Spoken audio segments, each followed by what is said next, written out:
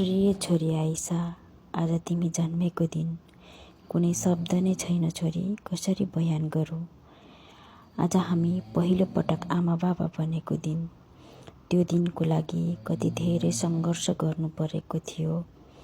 हाम्रो जीवनमा आएको अमूल्य खुसीको दिन, अझ भनौँ हाम्रो जीवन नै पूर्ण भएको दिन। तिमीले हामीलाई पुरा गरेर संसारकै खुसी दिएको दिन। तिमी हाम्रो लागि भगवान सरी आएको दिन।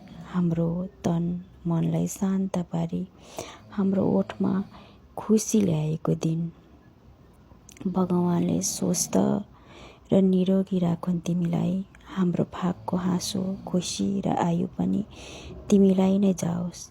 धेरै नै खुसी छौँ छोरी, हाम्रो ज्ञानी छोरी, हाम्रो प्राण, हाम्रो संसार, हाम्रो मुटुको टुक्रा।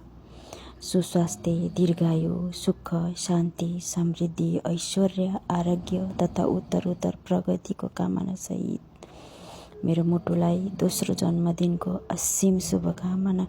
मेरी प्यारी छोरी, बाबा मामाको धेरै माया। ज्ञानी छौ, यस्तै ज्ञानी हुनु।